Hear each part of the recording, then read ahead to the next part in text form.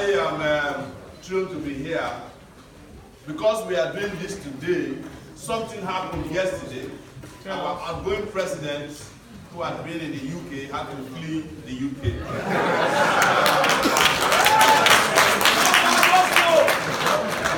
The truth is that the bomb is around. The hurricane is around. We sent word to him. We sent word to him yesterday.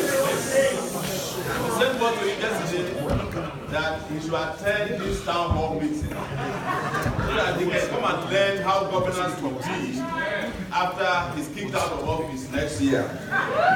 I also want to announce to you that next year's election, the presidential election, will be holding on February 16, 2019. That particular day is my birthday. You are looking for some gift for me. That is the day you give me something very big for the country of Nigeria. I have come here to salute myself to the country of Nigeria to rescue it. Not alone, but with the help of all of you. Somebody came here, the lady who spoke very eloquently about planning.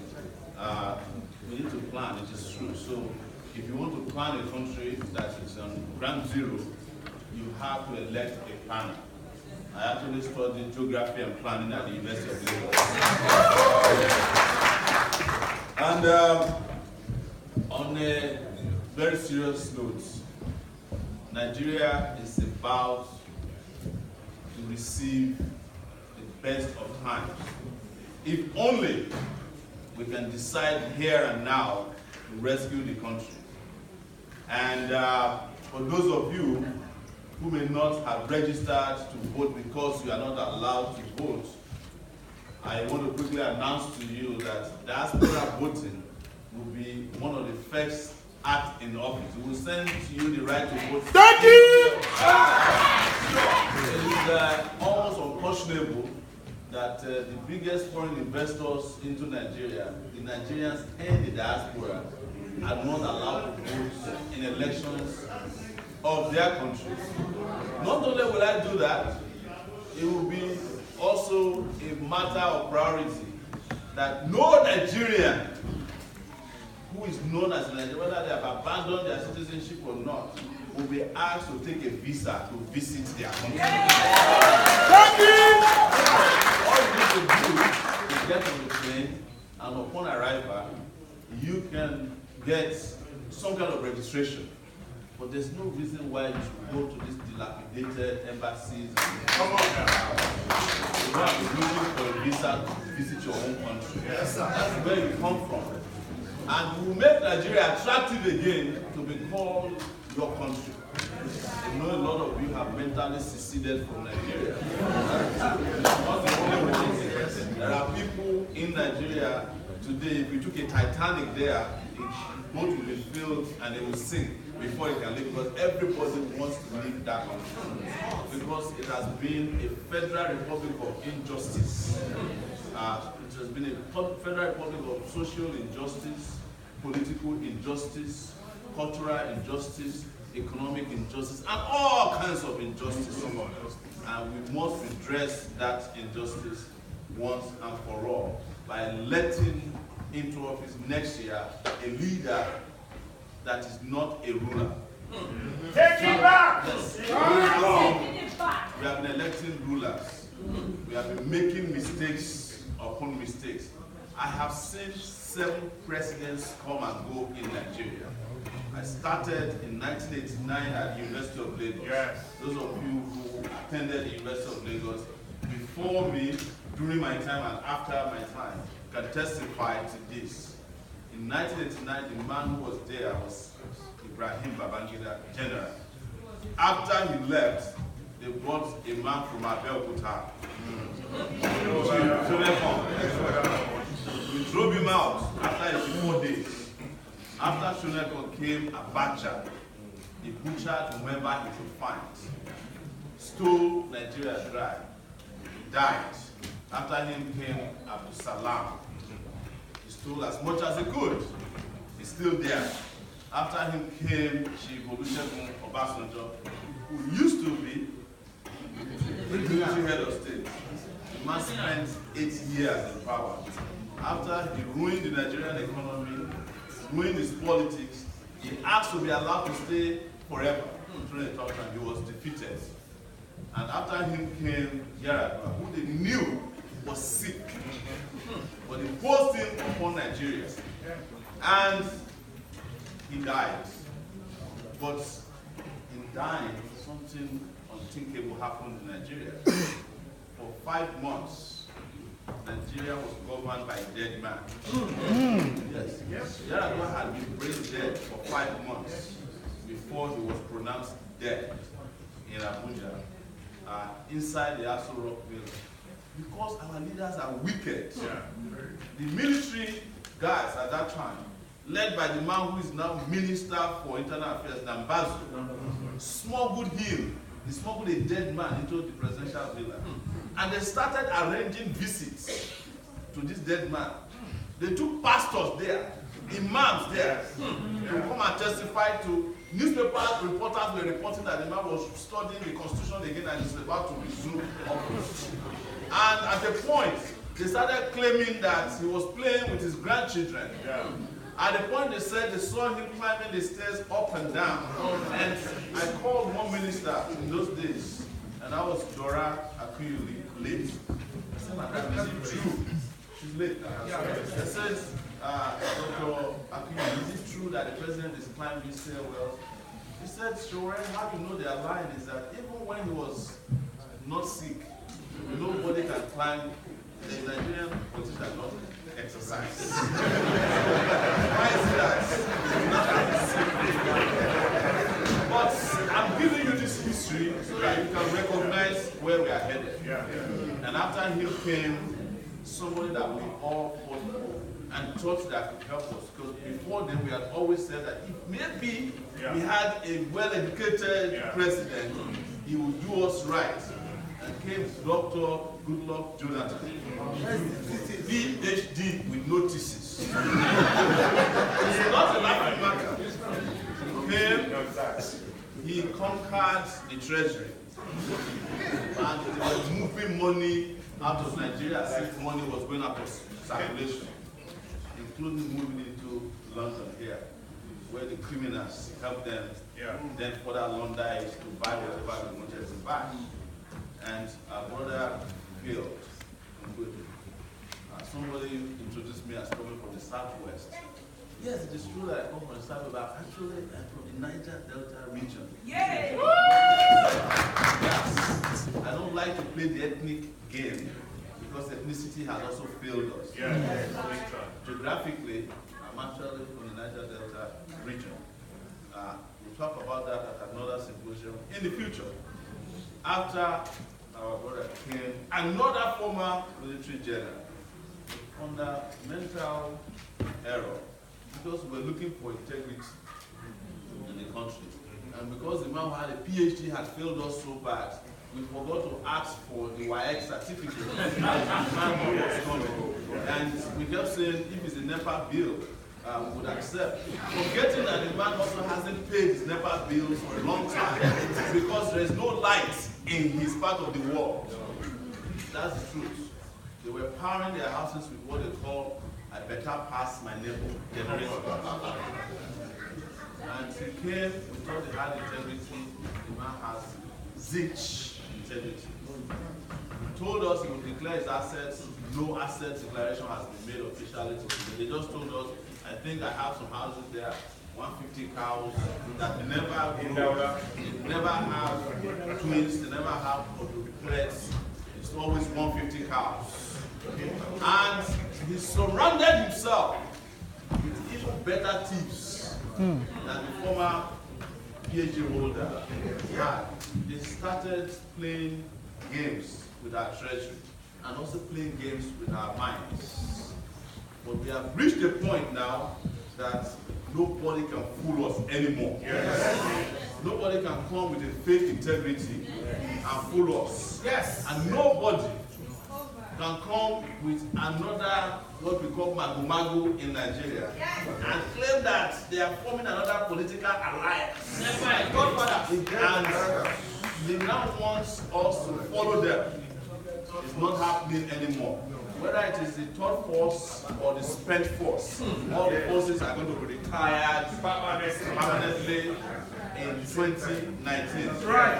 It's ushered in a new era. Yes.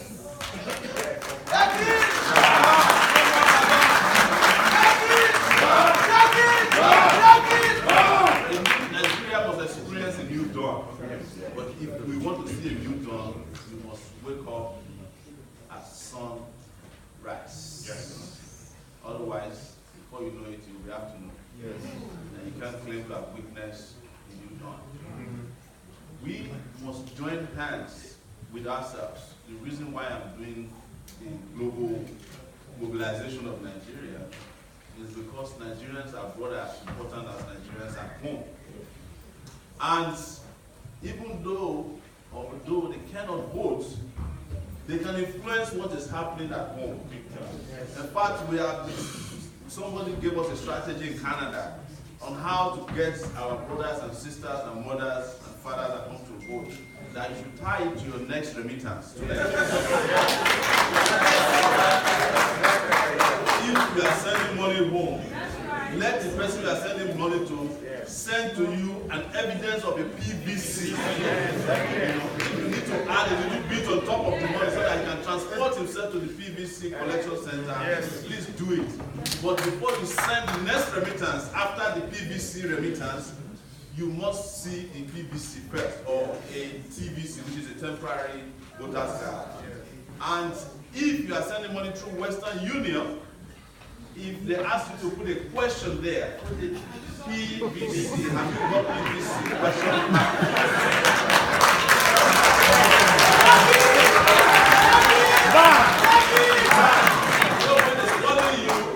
That the money you sent, have you sent the question with a sign? Yes, I'm telling you, have you got your PVC? Go and tell the bank teller or manager, and they will know that the person who sent the money to you is serious about it. So, these are the ways through which we will defeat the cabal that's been winning Nigeria. We cannot continue like this anymore. And I am standing in front of you today not to come and give you any second-hand information.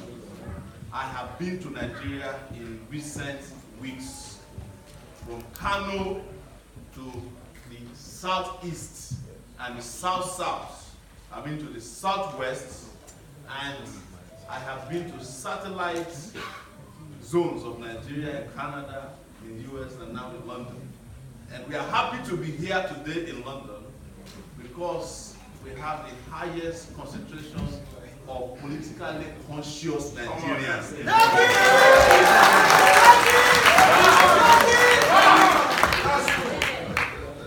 Even when we arrived at the airport and we were welcomed by our great friends who came to the airport, the whole world was, they were listening. Pakistanis, Jamaicans, you could just see it. I said, is that your next president? And I said, yes. And I told them, I said, you know what is important to me at this airport is that Nigerians are no longer mistreated because of the color of their skin or the color of their passport. Yes. And that we once again take pride in that passport. Yes. I don't know if we need to change the color of the passport.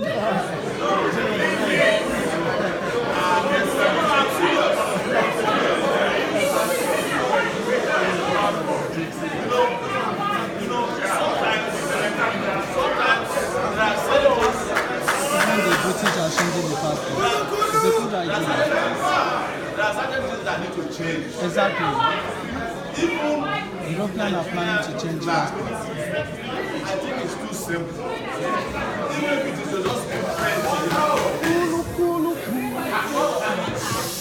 have to change. We have to move completely from analog era into a digital future. And those of you who saw me Nigeria, one of my best moments when I was in Nigeria was on a radio show with the Minister of Communication. For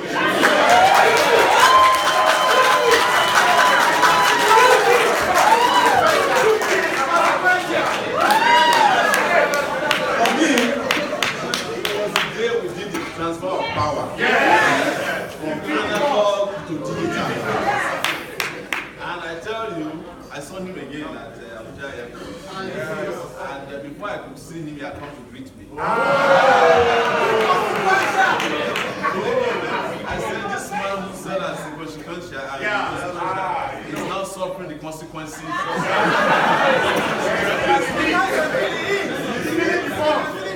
And in traveling around Nigeria, I came to a conclusion, and it's not the first time I'm coming to that conclusion, but it's a fresh conclusion, that there's nothing complex about Nigeria. There's nothing big about Nigeria. Within 23 days, we traveled Nigeria. Sometimes flying by air, sometimes I will do it by Okada, motorbikes. Yes. In some places we will do it by road. We drove from Kano to Kaduna and back.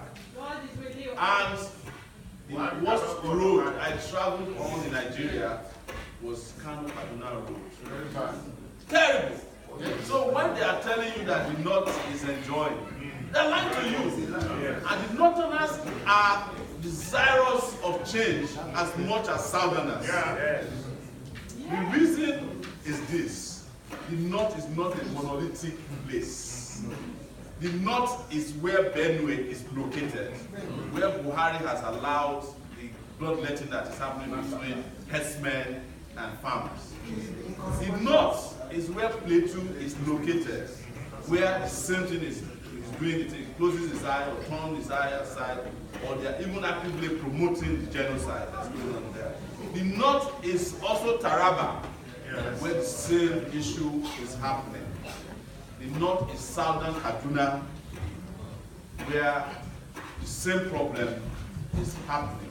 The North is also Kano, where there's the type of poverty that you have never seen before. It's right there.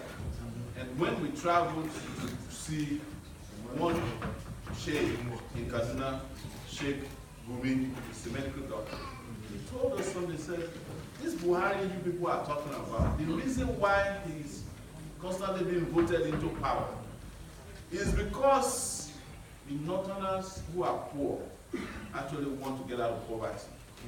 And they have always been looking for a leader that can lift them out of poverty. They call them Talakawas. And they thought Buhari could do it. But Buhari had so many budgets, and he has failed the core North. The same thing happened in Kaduna. In our Kaduna town hall meeting, I think there were more people in that town hall meeting than we have here in London, and most of them, 80% were women. Yes, you can see it online. It was going to show that 3 days after my talk here. And they were all screaming for the simple thing. They want to send their children to school. They're talking about Makaranta. That is to say that they understand that education is the only way they can be lifted out of poverty. And I have to remind them that the Buhari who is asking you to die for your beliefs is sending his children to school is not wrong. All his kids are going to school here. The last one is still in school, the daughter. Whenever the man has a toothache, he comes to London. When he wants to brush his teeth, he flies to London. And I said it, that there's a Hausa word, or I don't think maybe it's an Islamic word, it's called Munafikin. Buhari is Munafikin Banza. I said it to Kaduna, and they all agree with me. Munafikin is a person who is very dishonest human being who has been lying to all of us over these years. And as if that is not bad enough, when he should demonstrate a little bit of integrity and let Nigeria be, he's presenting himself again to become Nigeria's president.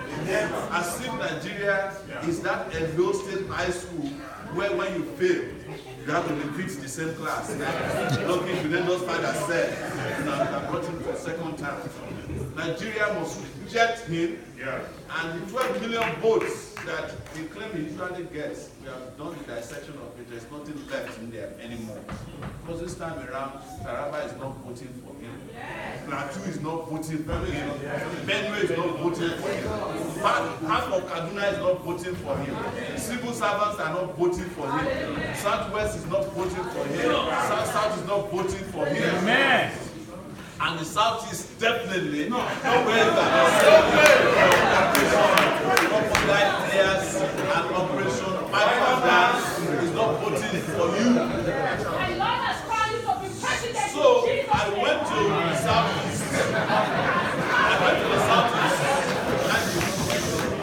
Southeast.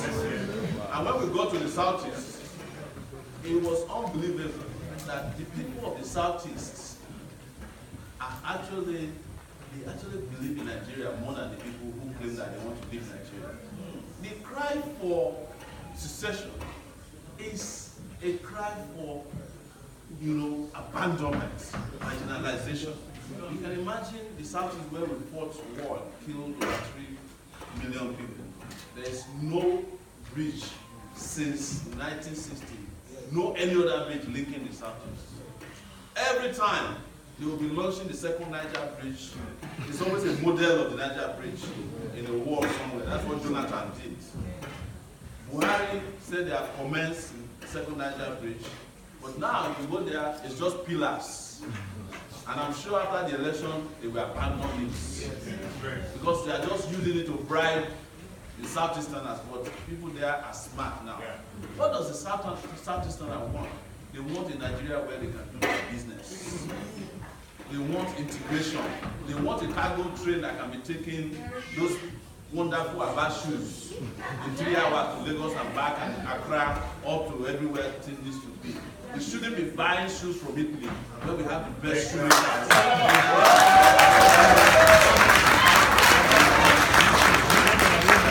What they used to call made in Abba 20 years ago is no longer a joke. But you get to the chat. It takes you an hour for a 10-minute ride.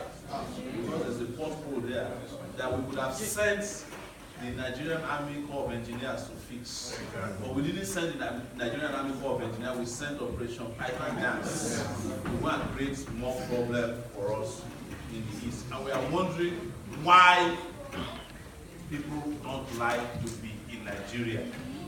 So it is not the Southeast alone that has seceded. Every Nigerian operates a local government they call their house.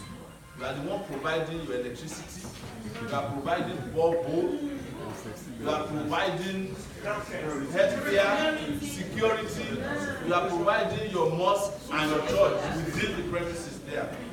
And when it is 7 p.m. in most urban areas in Nigeria, we have to go to sleep because of criminals. Two categories. In Jesus' name.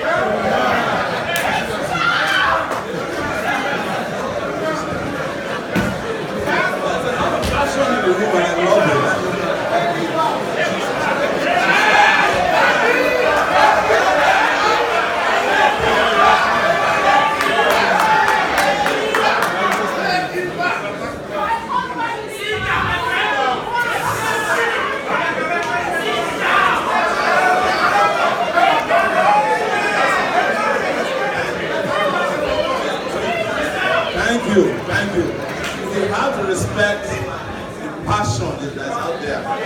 Honestly, Nigerians cannot wait till 2019. For a lot of people, it is too long. Because the longer these guys are kept in power, the more damage it will do to every fabric of our being. So I understand your passion, and help is on the way. It is not Buhari's seat that I'm taking. It is our rightful place as Nigerians. We own it. Yeah. And we will take it back. Boom. Take it back. Take it back. I have been told that I have to make this interactive. So the more I talk, the less opportunity you have to ask me questions. But you know, we have to be grateful to ourselves that we can interact. Yes.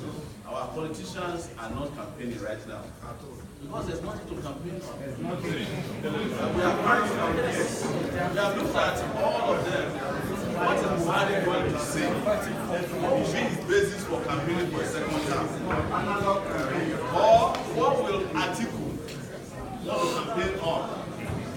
Is it what he did with Obasanjo? Or the fact that we still have to get him a visa to enter the US if he wins? We have to beg the United Nations to let him come to the United Nations because he cannot enter America proper based on his past. I mean, what are the others going to be campaigning on? And people have asked me, are you collaborating with other young people? Yes. Of course, we welcome their coming out. But they should also sell their ideas to everybody. They must be willing to go to every part of Nigeria. I've seen some of them, very eloquent, great ones, but they have refused to leave Ikoyi and Victoria Land. Nigeria is not Ikoyi and Victoria Land. And I worry about some of them. Nigeria is a tough place. If you are not prepared, they will rough handle you and you will run away. But some of us, that's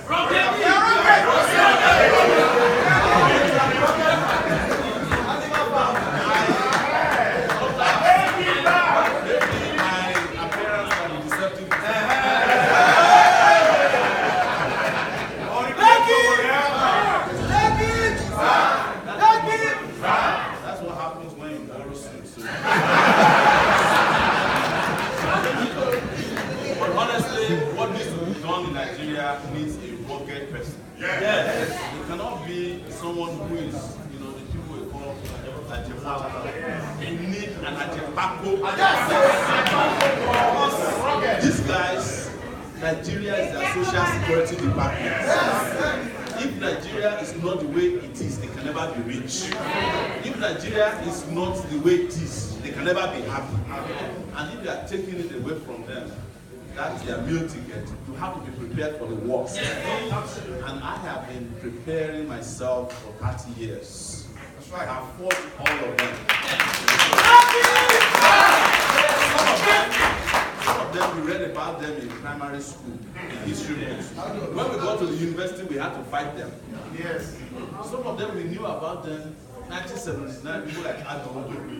He's still minister in 2018. The ambassador of Nigeria to the US is 82 years old. The ambassador of Nigeria to the UK is 79 years old.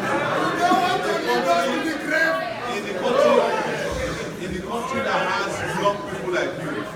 Some of you are the ones that are making this country function the way this country is. Why should Nigeria be in its current state when it has some of the best pool of human resource that you can boast of? You have a doctor in the US, a Nigerian doctor, who can perform a miracle. Take out a baby from a tummy, fix it and put it back, and the baby will be born back. He's a Nigerian.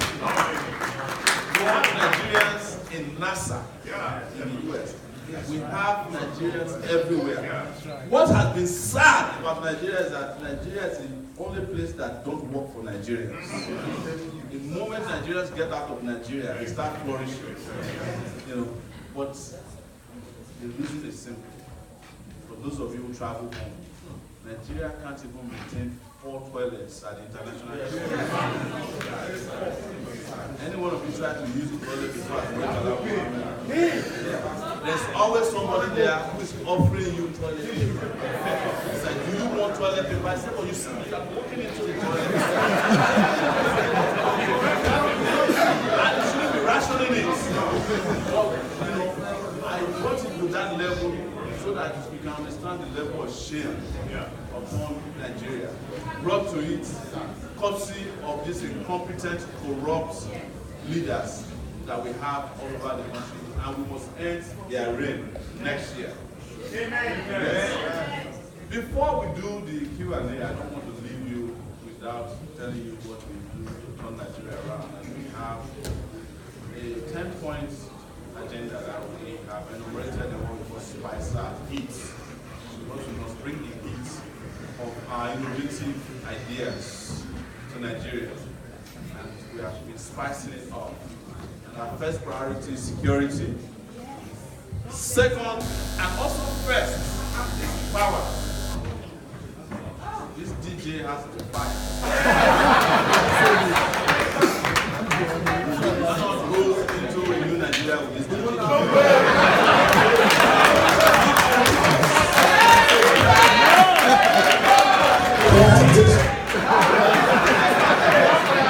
Except you can't change your ways.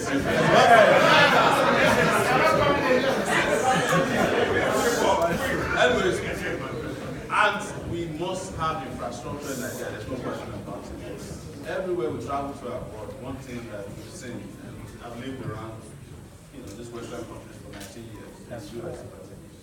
They keep doing reconstruction everywhere you go, and they keep maintaining what they have, and they keep building new ones. The sad part, though, is also that most of the money they are using in doing all this comes from Nigeria. Yes. Like Dr. Duton said, I had to give a talk at Kent, and it was part of the reason why I said run for president. And we found out that a lot of billions of dollars are passing through UK banks and UK property markets.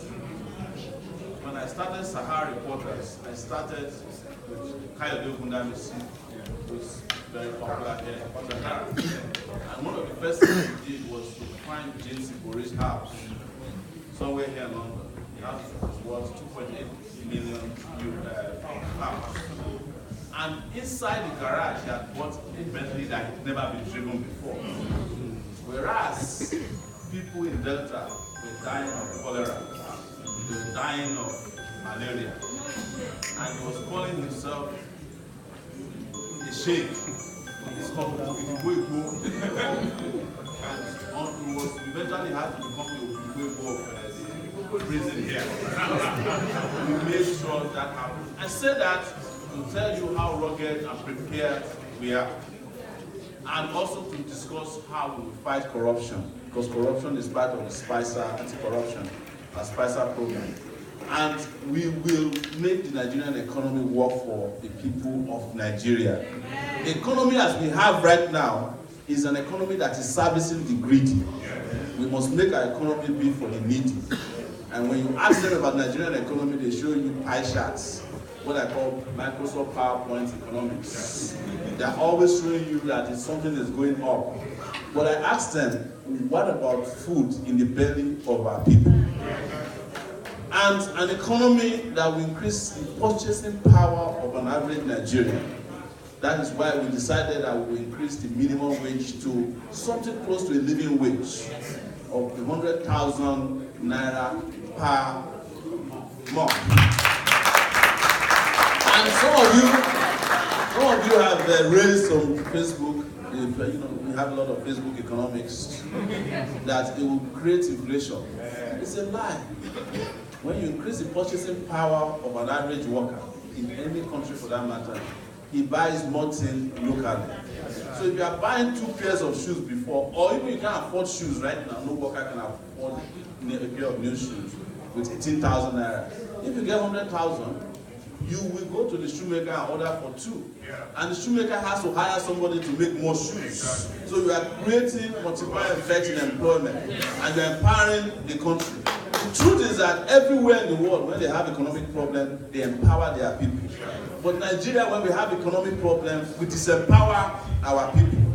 That was what structural adjustment program was about. They were telling us to tighten our belts, whereas the Babangidas of this world were just taking away Nigerians' money and stashing them abroad because our economy works for the greedy. We will also restructure Nigeria. You know, a lot of you have a lot of questions about restructuring, and some have said that I said I don't support restructuring. I do support restructuring. What I don't support are the people who are advocating for restructuring. The voice of young people, diaspora, are not on the table where they are discussing restructuring right now. You cannot be deciding for me how to restructure my future when I'm absent from there. You cannot cut somebody's hair, according to Abiola, if he's not sitting on the barber's chair. That is what the restructuring conversation is about now. It's driven by the same 80-something-year-old people. If you say Buhari is too old to rule Nigeria, Edwin Clark is also too old to restructure Nigeria for me. Abayo Adebanjo, with due respect, is too old to restructure Nigeria for me.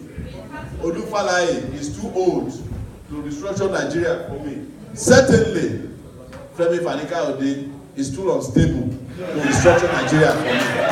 That is my argument over restructuring.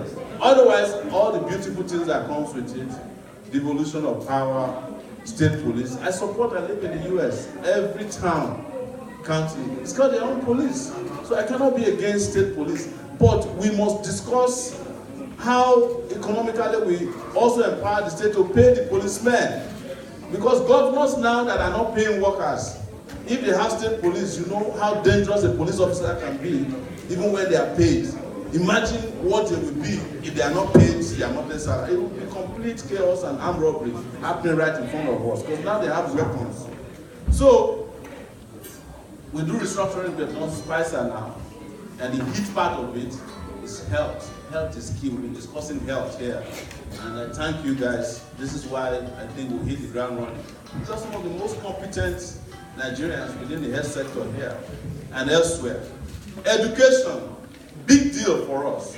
We cannot move it, we can't move this country forward without investing deliberately in the education of our kids. And we must provide free and qualitative education.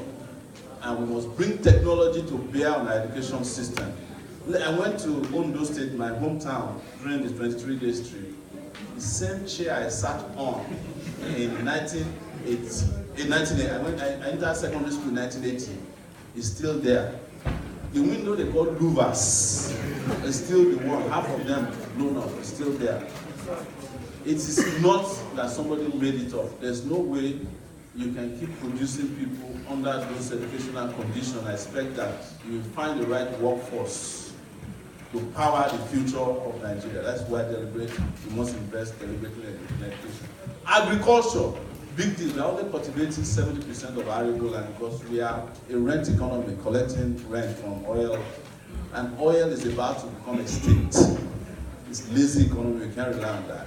But we are not practicing agriculture the same way they practice now. Agriculture by propaganda, where the Minister of Agriculture will say that there are some rice mills that are closing down in Malaysia, and there are no rice mills in Nigeria popping up.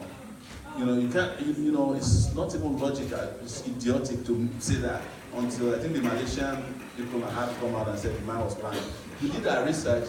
Imports from Malaysia, was in Singapore, of rice has actually increased in the last 2 years because, but the reason is that they are coming through Benin Republic into Nigeria. But they're lying to you that, you know, rice is in abundance. You can't even trust the rice that they are packaging and calling like lake rice. It could have been smoked rice. These guys don't know how. So, Nigeria should be able to not only feed itself, Nigeria should be able to be self-sufficient enough to feed almost the rest of Africa. That is what we bring to bear on agriculture with full technological powerhouse. And that will partially address the issue of even herdsmen. Because we can ranch those cows. And if you ranch cows, you have even the possibility of generating biogas from the ranches. And by extension, electricity and fertilizers. But these guys with analog mentality don't even know that these things are possible. When we talk about electricity, we talk about the mix. We are the only people in the market, the political market today, who are planning to generate 4,500 megawatts of electricity through renewable energy, solar. Northern Nigeria is 24 hours sunshine.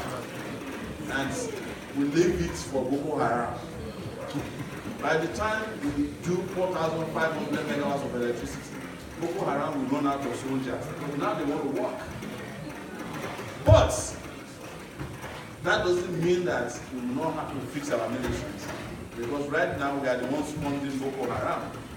Last 2 years we gave Boko Haram 5 million euros through ransom payments. That is what Buhari came to do, which was contrary to what he promised he would do when he came to power. And tourism is going to be a big thing for us. When you talk about tourism, it's not to go and see Olumo Rock alone. There are actually no roads now to go from Lagos to Abeokuta. That's why infrastructure is important, so that people can start going to those places. But we have a lot more that we buried under tourism. Look at entertainment. Nigeria is entertaining the world as we speak. I got a taxi cab yesterday in London. I had to ask the Indian guy, can you find me a station that plays Nigerian music? It didn't take him 5 seconds to find it. Because our guys are very good in the entertainment sector. We are doing well in sports, which we buried under tourism too. Our guys are playing very well. And as you know, we are the biggest adopters of international teams that are not playing around us. So we love sports, but we don't have stadia in the country. So that all these things have to be built. Finally, we've also got a very powerful cultural tool in our hands. The movies that we are making out of Nigeria is being watched all over the world. But we are not investing appropriately into it. We are not domesticating what these innovative people are doing with movies. It's not part of our university education. It's not part of our investment portfolio. And all of that must change come next year. I just have to plead with you that we are just a few months away from independence. We are 2 months between us and true freedom for Nigeria. And it's not about me alone. It's about every single one of you in this room who has bought into the dream. If you had this meeting with this number of Nigerians anywhere in Nigeria, it would cost nothing less than 50 million naira. Because they have to pay everybody who is coming to sit down. Even in London, they did it. I heard Atiku came here and did a town hall meeting. People were paid, still they didn't show up. Buhari had to pay people to do a support rally for him the other day. Still, a lot of people did not show up. But you have come here today on your own volition, funded yourself here.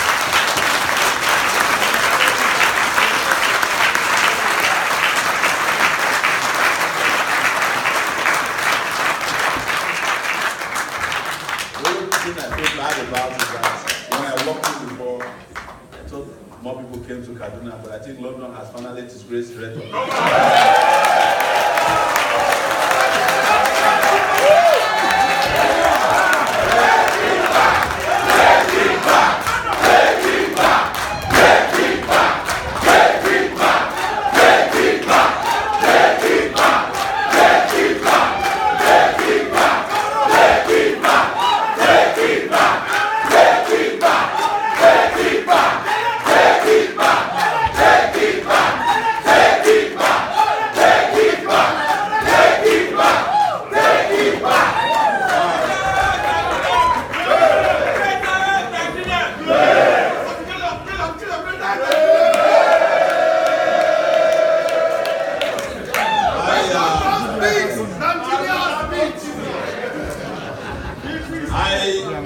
I'm wrapping up on this note. It can't be better than this.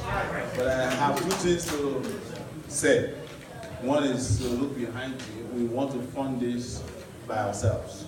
So that we can also retire the godfathers and godmothers that usually purchase the presidency and give it to the dumbest in our midst.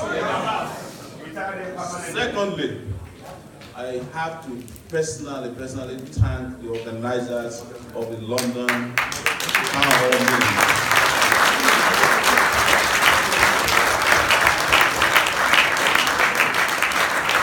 If I start mentioning all their names, we'll be here till tomorrow. So I just want to thank all of you for making this a huge success. You're doing this for the future. And we've seen the future, and we've seen the promised land. And we are going to be there, all of us together. When I was going to Nigeria to start the enlightenment and conscientization that we did, a lot of people were afraid for me. They said, how do you make it out of the airport? When we got to the airport, the security agents were begging me, please help us beg your people outside. There were 2,000 people outside waiting for us. We went everywhere in Nigeria without a single police. And people are still saying, please don't take your security for granted. It's true. But what security can we have more than our conscience? There's nobody that can protect us except ourselves. It's what Omoyele used to sing in those days, a redemption song. Emancipate yourself from mental slavery. None but ourselves can free our mind. No favor at atomic energy. But none of them can stop for the time. How long will we be our prophet? While we stand beside and look. Some say it's just not part of it. We got to fulfill the book. Won't you have to say that's something wrong?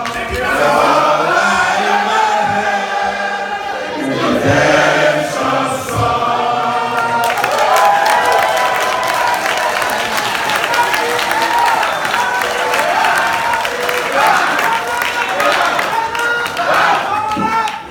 Thank you.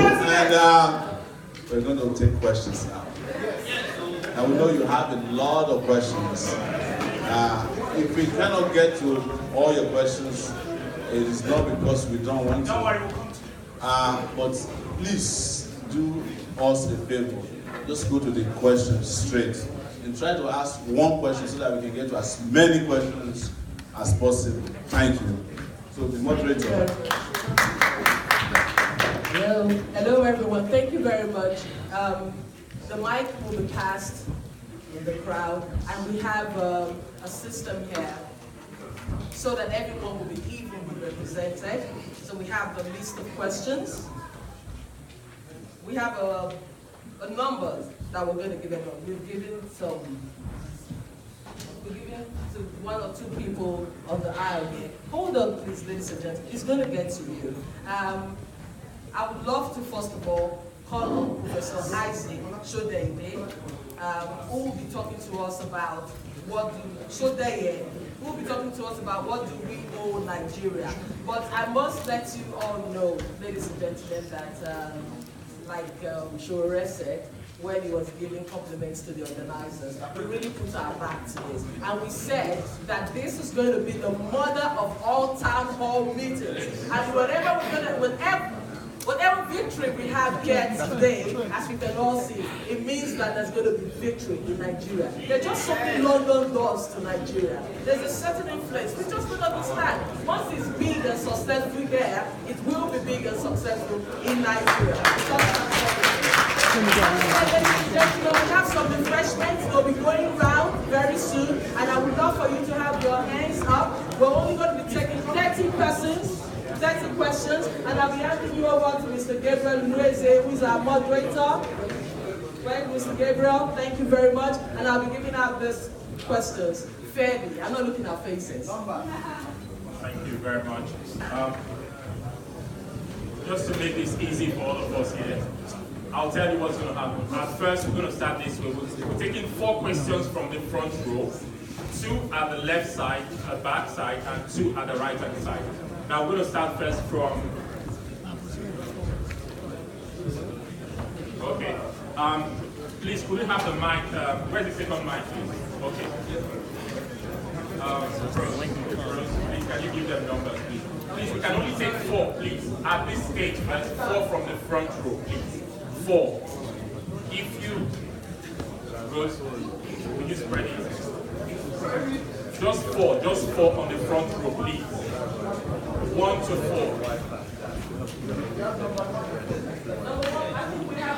To 4. Just 4 people on this front row. That's okay, please. That's okay. Now, please, hold on, please. At the back. Don't worry, we'll take you on the second stage. You just want only 4 persons from this group. At the back, can we have, preferably, a man and a woman from the left, my left-hand side at the back? No, just hold on.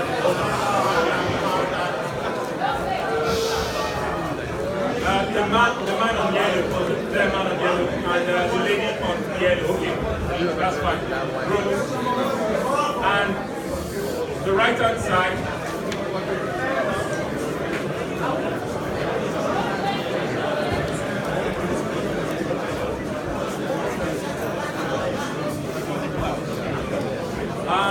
There's a man there, very black belt. Just hold on. You cannot tell us like all 4 people that are I said first aid. Hold on. The man at the back. Excuse me, sir. What are we here for? What is the mind? One question at a time.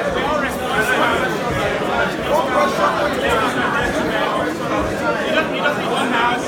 Take it.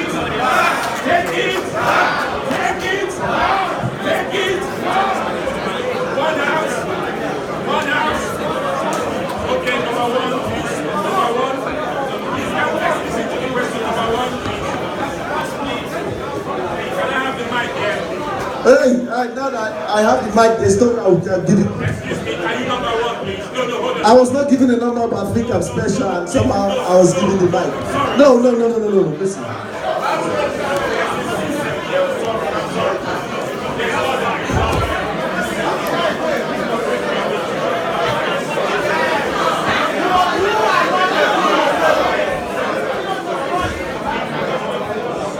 Thank you.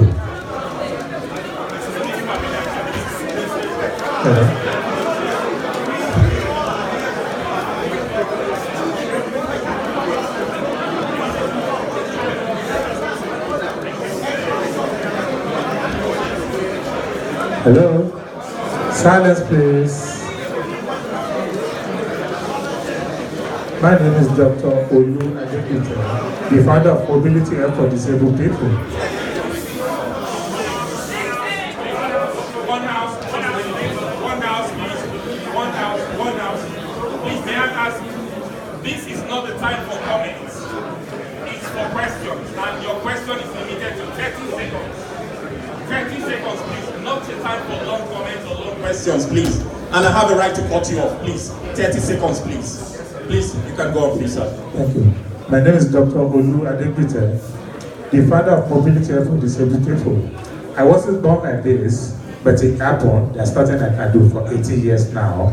Please, sir, I want to know what you are going to do for the disabled people in Nigeria community, because we are suffering a lot. I went to Nigeria 2015. I saw a lot of people, which even though with my equipment that we sent to Nigeria, their people are crying. So please, sir, I want you to take it on board. I want to know what I'm going to do. Okay. Thank you very much. That question is on the disabled people in Nigeria. Number 2, the person holding number 2 on the front row. Please, you have to be sure you have number 2. I think that's you. Okay, please. 30 seconds, please. Please be sure that that's the person holding number 2, please.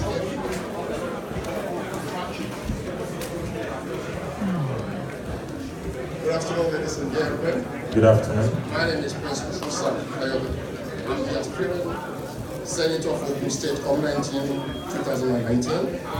Congratulations. Thank you very much. So this is my question. It's what we did in this country in 1993. We are pro-NADECO. We have anti-corruption. I saw some of my mates here this afternoon. And we are Nigerian projects. Excuse me, also, sir, please. Sorry, sir. My suggestion is that I want us to form a mass rally between all Nigerians, so we know that we are taking it back. Thank you. Thank you very much. Number three, please. Please, let's make this session for questions, please. I've got Karim Akode is my name. Just to remind us that in 2014, for the APC to conquer Nigeria, they went to every evil person. They went to Mina, they went to Ota.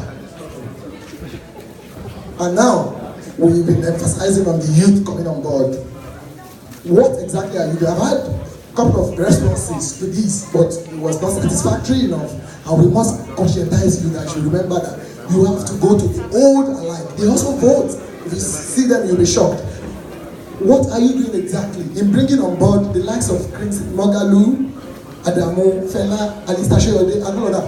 Beyond rhetorics, in 12 years ago in the University of Lagos, we were fighting to bring back the also, University of Lagos Student Union. We were only fighting, we were not planning for how to win elections. However, we were granted eventually. We were asked to go back to faculty and staff faculty. By the time we organized the election, those that were not at the forefront of the struggle, they won the faculty elections. So, what exactly are you doing to bring these guys on board? Everybody must be relaxed. Number four, please. Number four. Please keep your questions very short, please. I allowed you extra by 40 seconds, please. Number four. Who has number four? Is that you? Okay. I want to say this, please, for those who are watching us online. You can send your questions online, and we'll take your questions as well. If you have the question, you can write it out and send to me straight here. I can read it out. I can assure you that, please. If you have it, my name is Gabriel. You can write it and send to me if you are here right now, please.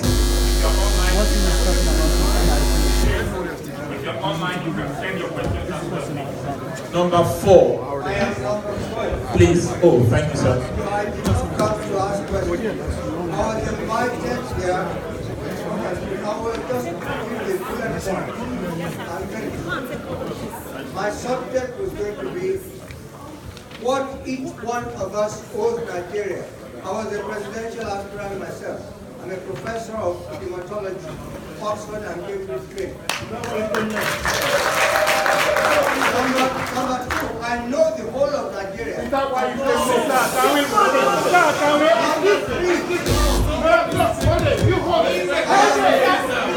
I am one of the few people in Nigeria.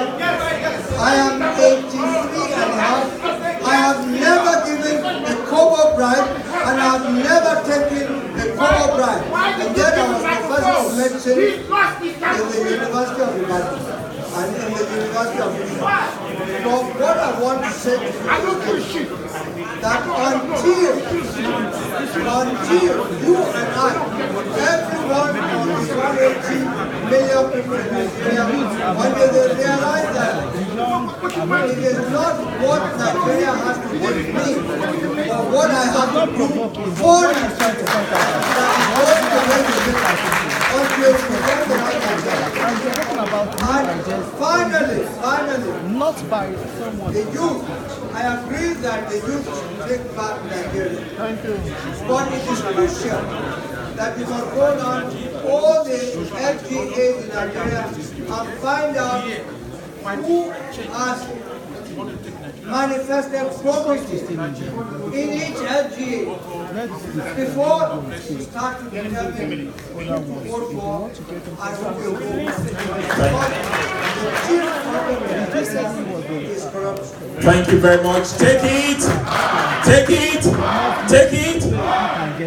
Just the fifth question I'm going to pass to Omoyele Sowore, and then I will give him an opportunity to answer the 5 questions. This was sent to me in writing. I would encourage you to please put your name. Just because I did not make this announcement earlier, I'm just going to take this question, but please, you must have your name there. What are your plans to improve the healthcare system in Nigeria when you become president? What are your plans to improve the healthcare system? So, 5 questions for him. We have 2 comments in with 3 questions for him at this stage. When he's finished, we'll move to the left-hand side at the back to take those 2 questions, and then to the 2 more questions at the right. And then we'll go back to the second stage of questions. Thank you. Thank you. Most of these questions are out of the 5 questions, actually 2 of them are the kind of things we get when we see endorsement. I think the agreement we have from the conversation and this gathering is that we want to take Nigeria back. And I want to answer the question about the disabled people, sir. I actually met with disabled Nigerians. I'm the only presidential aspirant that has met with the disabled. I did during my 23-day visit to Nigeria last month. And I met them in Lagos at the National Stadium where they gather on a regular basis. You would be shocked that Nigeria may have on paper plan for disabled people, but there's nothing, including federal public buildings, that provide access for disabled people. And for me, that is where we have to start. There must be recognition in our public transportation system, in our buildings, hospitals, for access for disabled people to move around.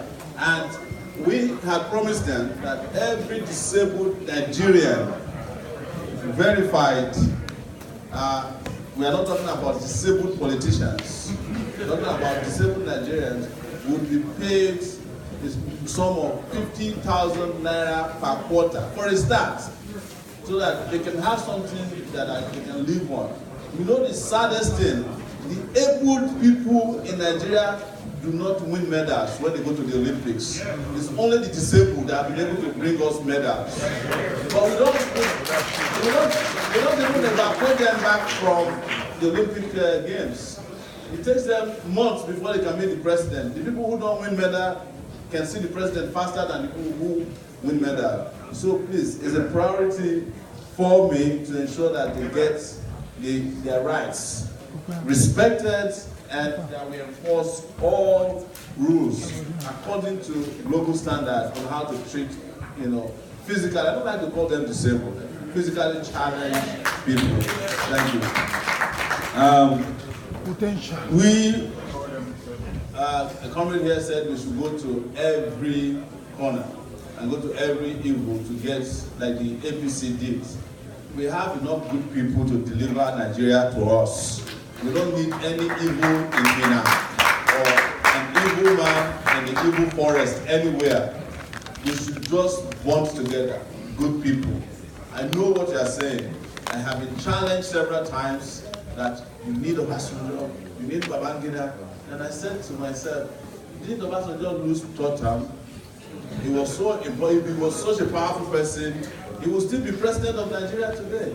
So if he could be defeated when he was the president of Nigeria, he can be defeated even now. We don't have to go to him. And if he was the human resources manager of Nigeria, he would have been fired a long time ago. Because he's fond of hiring very, very bad people to manage Nigeria. But we need to mobilize. That's the point you are making. Ensure that we reach as many people as possible. The advantage we have is the political capital we bring to this game. A lot of you are already donating to us. We started with nothing. When we started GoFundMe about 2 months and 2 weeks ago, they reported it and shut it down. But the next day I wrote a letter to GoFundMe that on my honor, there's no way I can perpetrate fraud, and they apologized to me and restored it. They have $40,000 in it. That's what we've been using and spending to travel around. But in London, we didn't have to pay for anything, including food. We don't have to pay for transportation. We don't have to pay for water. We have some of our organizers give us a whole apartment and we're rolling around inside of it. So we are rolling big in London, courtesy of all of you who have joined hands together. And I'm sure this time around, we also don't need to package any rice for anybody. What we have to sell is give our people the idea on how to liberate Nigeria. And Professor Sowore has left. Yes. We wish that we voted for you. You would have been a better old man than the one we have there. But yes, we said we should consider what we can give to Nigeria.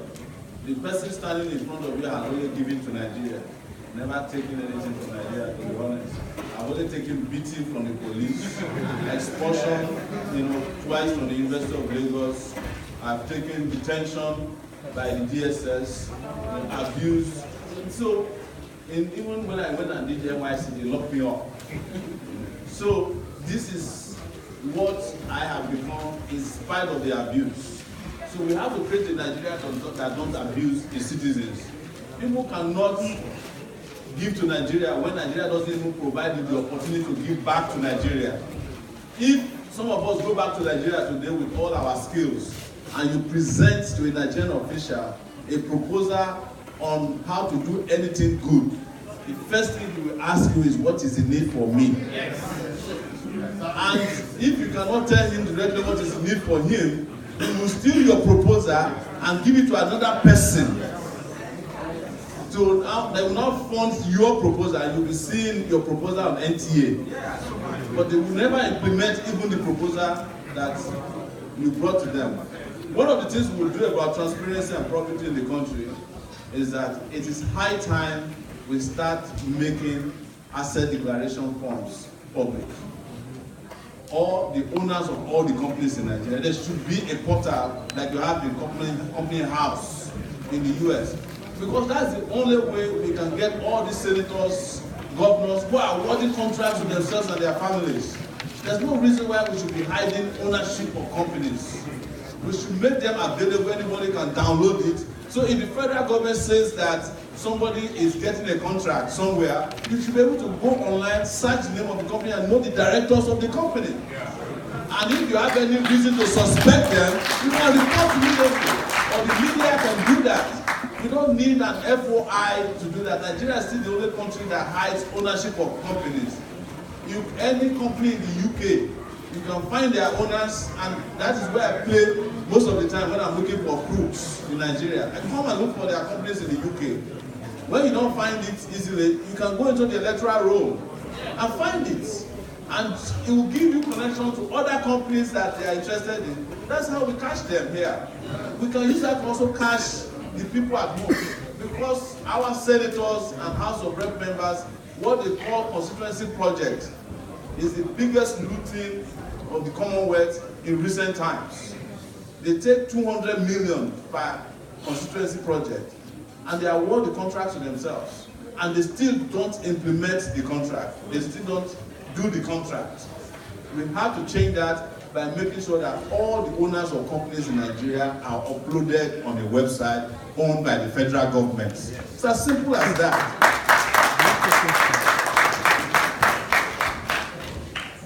Suggestion about mass rallies. What is mass rally more than this? But this is the smaller mass rally. We are reaching a critical mass. Something has shifted and has changed in Nigeria politically. Just as we are here having the conversation, by the time we end this conversation, over 20,000 or 30,000 Nigerians are also watching virtually on Facebook Live. They are participating, they are sending us questions. So this is a robust engagement. And that is the thing they don't like to do. They don't want to talk because they don't want to be challenged. There's none of them, I keep saying, that can engage like this. For the first time, you need a president that can stand up for 5 hours and ask questions. Not the one that cannot stand. I'm not mocking the ones that are sick, but Nigeria cannot be sick and be managed by a sick president at the same time. It's just logical that we don't keep making that mistake. You know, one time we had a dead body rule us, now we had an infirm person ruling. We can't continue like this and expect the country to move forward. So we take the next 4 questions. Please, I urge you, if your question has already been answered, don't worry. You can ask me later. There's going to be plenty of room to ask questions, even after we have won the election next year. Right. We'll still be doing town hall meetings. Our focus now should be how we defeat these people in a very robust way. Like I said, by evening of February 16th, at this time. We should know the results. And Baba should be thinking about how he retires permanently. So, is that right?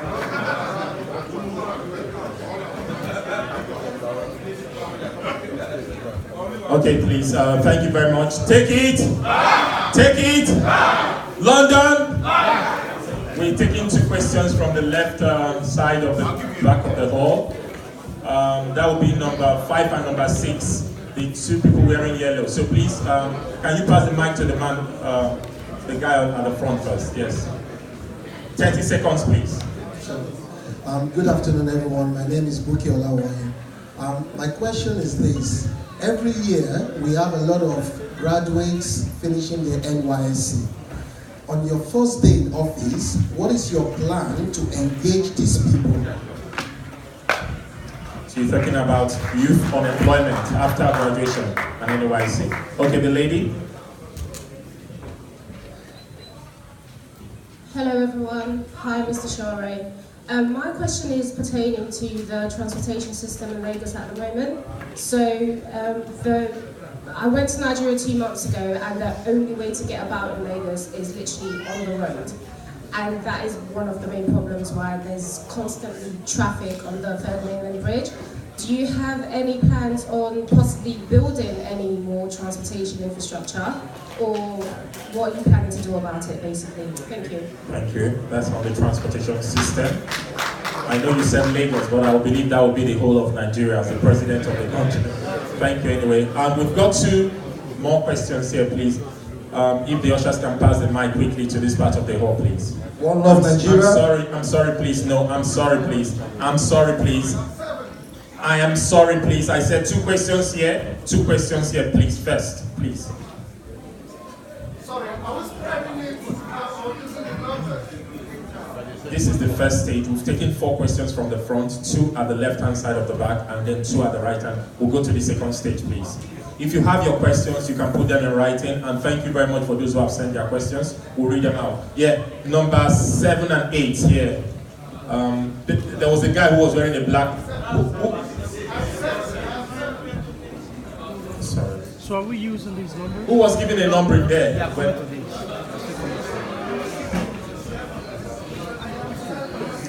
Do they have any number in there? Check. Okay, take two only, please. Okay, take 2. Sorry, Has he got a number? Okay, please.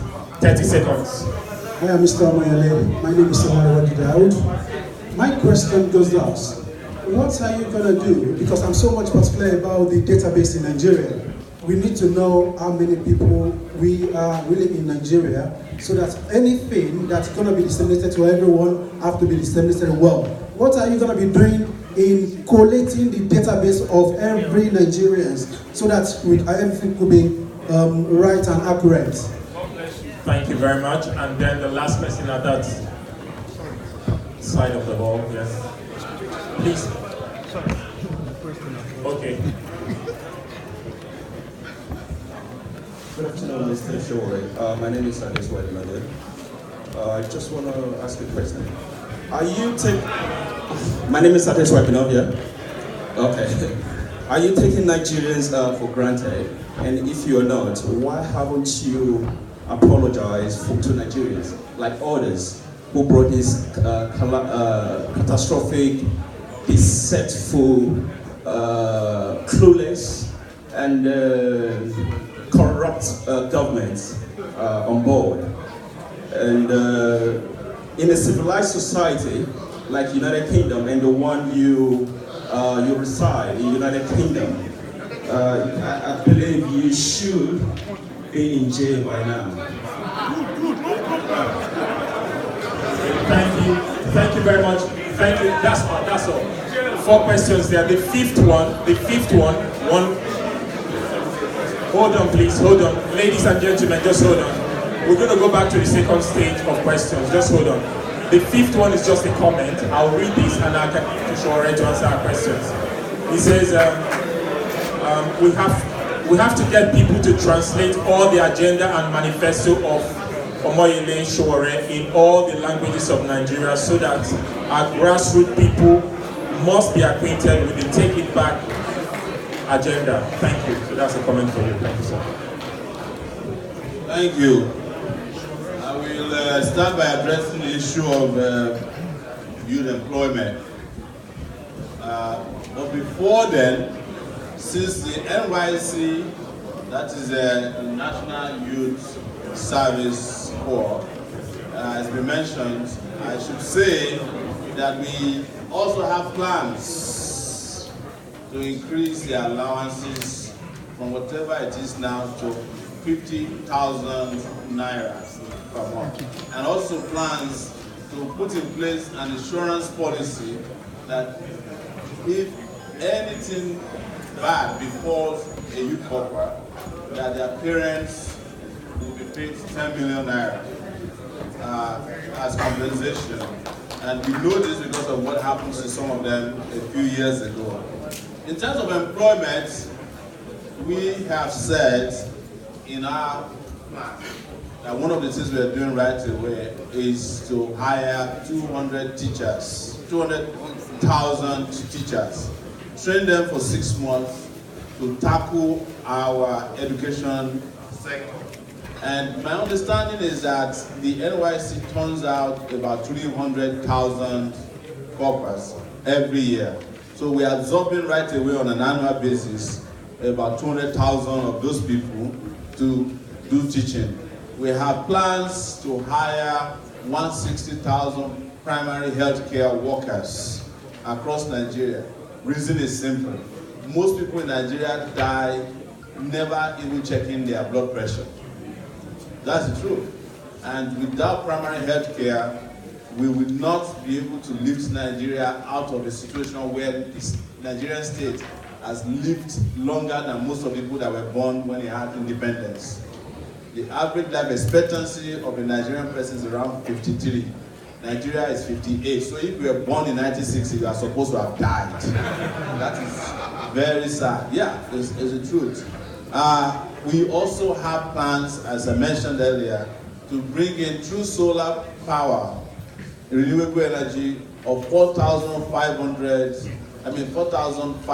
megawatts just from solar, renewable energy. To put those pieces together alone will require nothing less than 1 million hands across Nigeria. And it will also include transfer of technology skills to the people who are doing that. So that is 1.3 million jobs right there that will be provided. And you know Nigeria, because most of you are Nigerians, anytime you have £100, you send it to Nigeria, you are helping nothing less than 10 people right there. It has a multiplier effect. When somebody is employed, it's also helping a chain of people along that value chain. So it is very important to let you know that the construction of infrastructure we want to do in Nigeria will also bring nothing less than 2 million jobs across Nigeria. And somebody has written to me here that he thinks that my plans are a little bit simplistic. No, they are not. These are plans that will be carried out from day one in the office. You will not be in doubt as to what I'm interested in doing. What would interest you is that since we started this campaign some, let's say 2 months and 2 weeks ago, everything we have promised, the federal government is doing it.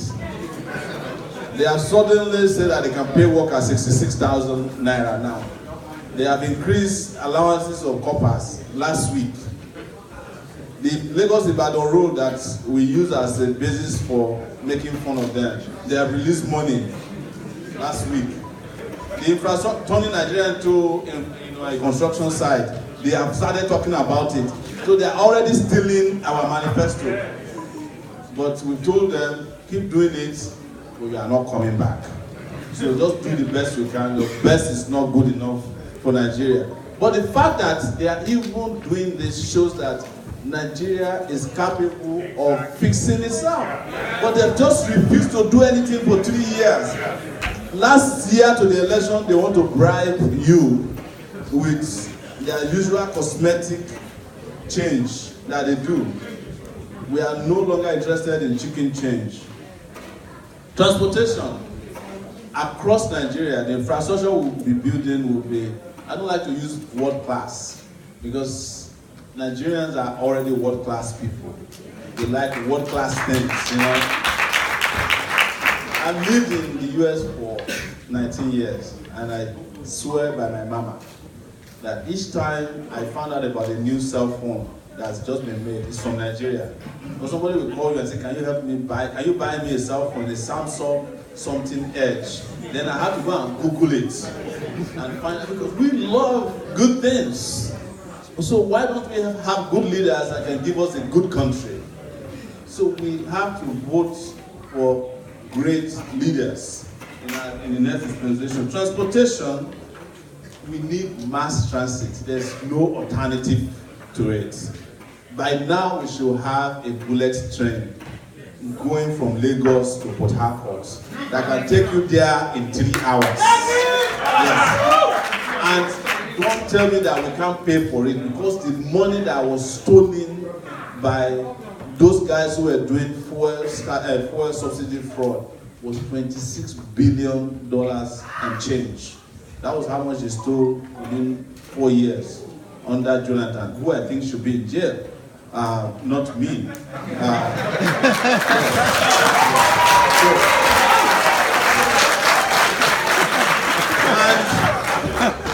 And in doing that, about the same time, listen to this. China built one of its fastest rail lines between Beijing and Zhengzhou, which I don't know how to pronounce Chinese word, forgive me, for $26 billion. And it cut transportation between between Beijing and that place by 3 hours. Bullet trains. It was designed by a French designer. The same amount of money our people stole, importing petrol into Nigeria with ships that sank 10 years ago. That is what China used to build its best infrastructure in a long time. China has got what they call ghost cities. You know what ghost cities are? Yeah. Cities that have apartments and nobody's living. Yeah. They have solved their housing crisis. Nigeria is also in need of 17 million housing units at the minimum. When we start building it, we will employ as many as possible people. So mass transit is the solution. You cannot be transporting people around Nigeria with luxurious buses, and then you start complaining, because mass transit will solve two problems. We move a lot of people, goods and services around, and it will increase our economy. It will cut out armed robbery and kidnapping, because you don't want to stay on the side of a train to hijack it now. Yes, you have to hijack a train that's moving at 200 miles per hour. You have to be a really good armed robber. So it will cut crime and road accidents by a huge percentage. So you put less pressure. All of these issues that we have with Dangote trucks killing people, why don't we carry our oil, petrol, from Ido to Kano? We just get out coaches that are fast, as we used to do. Thank you. So people just make it as if to run Nigeria, it is rocket science. But guess what? If it is rocket science, I'm a rocket scientist. And we've got a lot of rocket scientists who are Nigerians who will come and deliver governance in rockets. Yes. So we'll be firing the rocket of development in every part of Nigeria. So that is for transportation. We just have to have a robust policy. I mean, in London, you blame yourself if you have a car. Same thing in New York. Because you can go everywhere, through the tube. And our leaders see these things. It is their money that they use, it's our money they use in building the London tube here now, through Shell, BP, and the rest of them.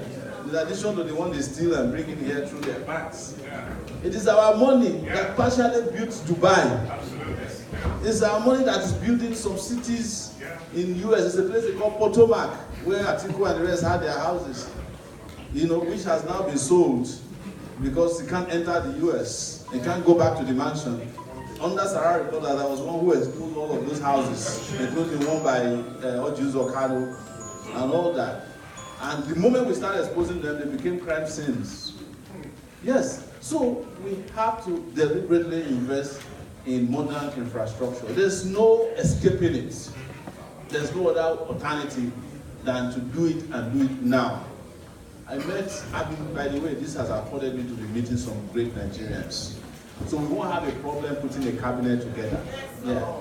A lot of people have been submitting resumes. I asked them, have I won yet? They say, I don't know. So I'm holding meetings with these guys on how to develop ideas. There are ideas there. There are honest people, honest business people who know where we can find the funding, who know where we can find the cement, who know where we can find the gravels, who know where we can find the sand, and who know where we can find the wheelbarrow. But they don't allow these ideas to flourish because Nigeria is a country with contractors without builders. How many do we have? Data collection. I am a data person. My life revolves around data analysis. That is what I do as Sahara Reporters. I have to every day, every minute, look at data. So I'm a sucker for data, if there's a way to put it. And the data to develop Nigeria is right there inside Nigeria. The telephone companies, telecommunication companies have captured enough data of Nigerians. An average Nigerian has got 2 cell phones. The banking sector has done a good job of capturing data through BVN. The passport offices, data is flying all over the place. I think what we should worry about data is how to protect our data so that it doesn't fall into wrong hands. I can guarantee you that already we have a good idea of how many Nigerians we have. Yes. So the problem is not data. It is to find the person who can use the data. You cannot have a person who uses a 1965 method to synthesize and analyze a 2018 data. If we cannot have it, the people that we have now, they don't even know means and mode. And what's the other one? Statistics. Median means and mode. That's the oldest data statistic collection now. They don't know it because these guys never even did it. They never did it in school. But for us, we know how to use the technology to analyze data. Look at what we are doing transparently here. As we are here, we no longer need a television station to be broadcasting us live.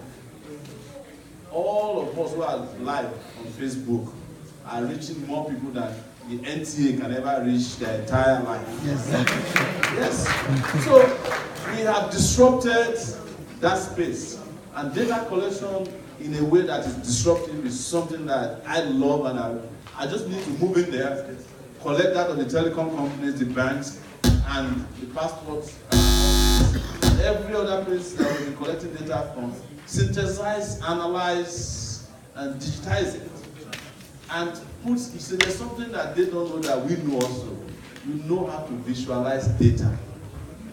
Because data is useless if you cannot make it look attractive. If you can't make it look sexy, as they say, you have to visualize data, infographics, all those things. You put in the data, you will know where you are supposed to be, where you are not supposed to be. We use it even in our election campaigning now. We know where to go. When we wanted to come to London, it was data that pointed us to where we chose as a venue.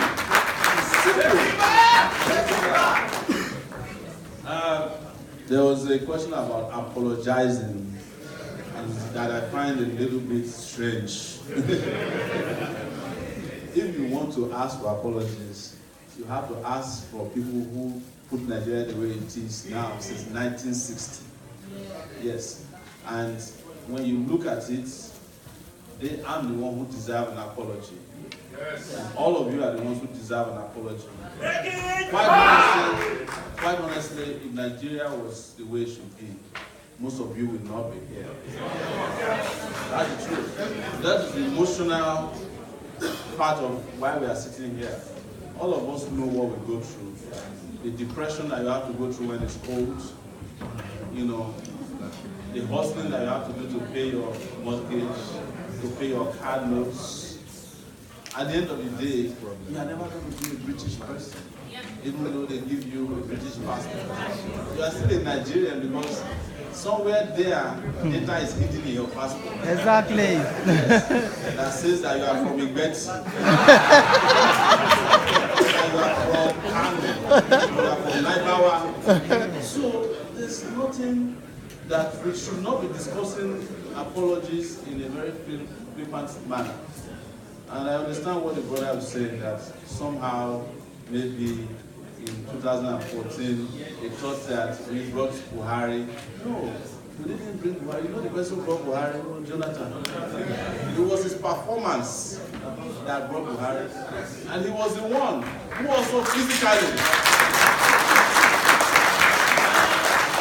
He was the one who actually physically also handed over to Buhari, not me.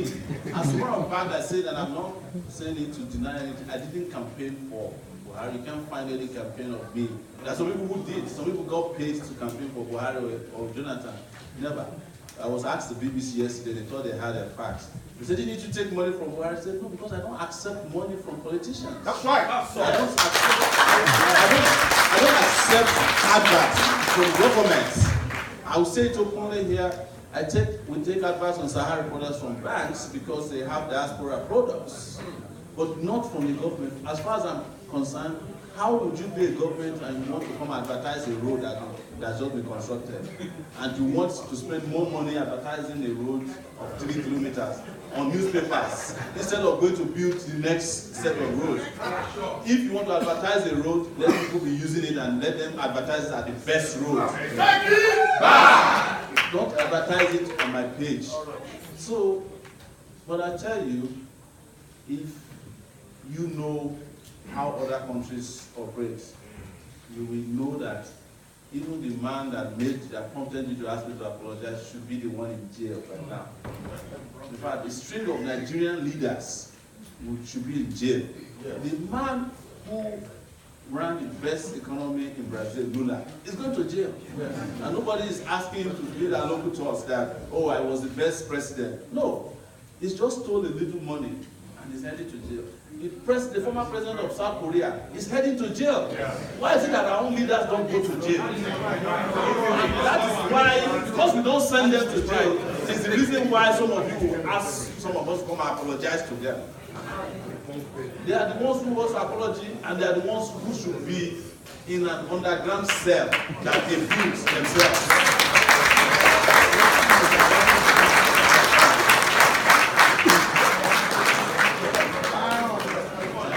Sorry if I sound a little bit high-pitched, you know.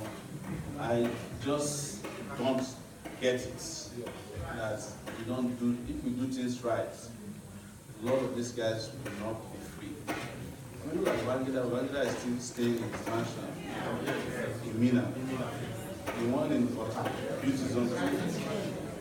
The man, Abubakar, who was running Nigeria police system, is the owner of a lot of the discos.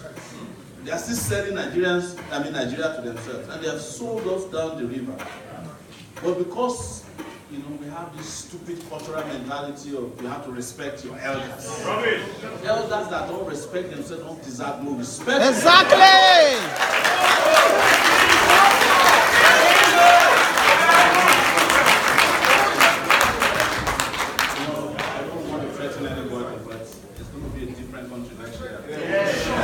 You earn respect, you don't buy it at a pizza. Take it back! Take it back! What are we going to do? We're going to take it back. London, life! London, life! London, life! Take it back! Take it! You know, we've received quite a lot of questions here, and also we are getting questions from online. I'm not ignoring any of you here in this hall, but I just want to take 5 from here first. and then we'll give Mr. Sowore the opportunity to answer some of these questions. I'll read them out quickly, okay? From NII Dave, Infrastructure Construction Management. Statistically, rich and comfortable people in Nigeria do not vote. They also often do not register. Yet, their votes are counted. How do you intend to ensure that you engage the average Nigerian to vote and ensure one vote means one vote? Then from Dayo Bakare, there are so many good things in this country that make Nigerians to stay here. Which of these would you bring to Nigeria for our benefit? Which of the good things in developed countries will you be taking to Nigeria? We have, this person has not written his or her name, but I'll just take this for benefit of for the people here. When will we know the political platform? There is a lot of anxiety about this. That's on your political platform you'll be running from. Then number 4, how do you intend to reduce the recurrent expenditure to the capital?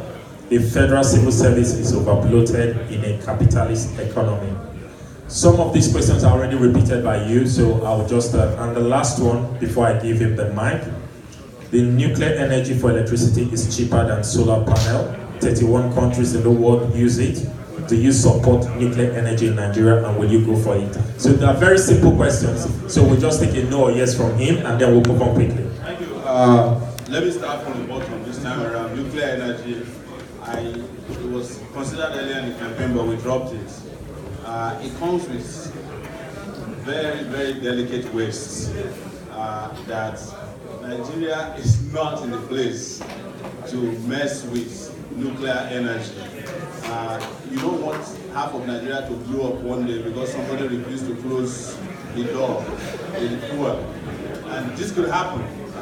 And so the other part is that the rest of the world is also actually abandoning it. The US has reduced its nuclear energy consumption to 10% of its energy need. Germany almost is completely closed down their nuclear bases. So you know what happened to Japan when they had tsunami. They are still reeling from that. So I am not in support or in favor of nuclear energy. Renewable energy might be expensive at the beginning, but it will pay for itself. Right now, there are solar panels that comes with warranties of 50 years at a time. And their batteries, they keep getting better. So I think that's the best way to go. But we still also have gas, by the way. In Ogoni land alone, there are about 9 billion cubic feet of gas underneath the ground. But we have to clean up Ogoni land first before we can go after their gas, or gas anywhere in that region. What was you had a question about recurrent expenditure and civil service. The biggest problem of our civil service that most people don't know is that most of our workers are ghost workers. 21% of the civil service in Nigeria are fake workers, including some of the politicians. The number one ghost worker in Nigeria is the president. So, but on serious note, if you push the civil service, our workforce of ghost workers, you will have workers that are real, and you'll be able to even employ new hands who will be paid. And what they're paying ghost workers now, because ghost worker salaries are going into the hands of directors. But we need to rejuvenate our civil service. The civil service in Nigeria today is not a modern civil service. It cannot deliver in the future a sound service to Nigerians. This is the reason why I said we cannot have a civil service where people are not incentivized or they are underpaid and you expect them to perform wonders. First is to incentivize them. It would be my preference that anybody who's been in Nigerian civil service for 30 years will be incentivized to leave. The incentive there is that we pay you the next 5 years salary, you leave so that we can hire new hands, people who can do the real work that civil services do around the world.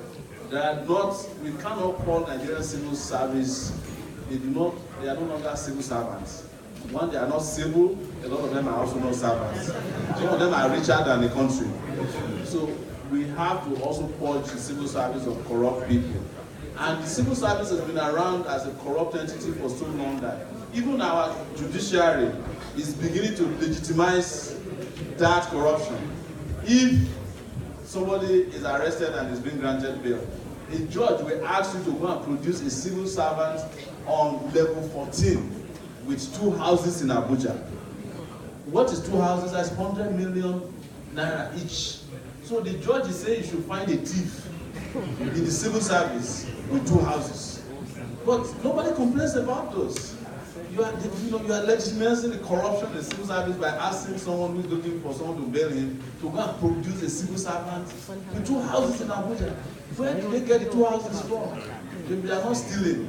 And the judge is saying it's all right to bring that. So, and I'm sure nobody was aware of this, because even the lawyers, they will go into town and bring civil servants with have 5 houses for you. There are some civil servants in Nigeria that have 40 houses. One was found with 42 billion naira. You remember the pastor that died, he used to work at INEC. They only found out because they had 2 wives and they were fighting right. Political platform, this question keeps happening to us. We've said it and we'll say it here again that we have plans and we are planning to create a coalition.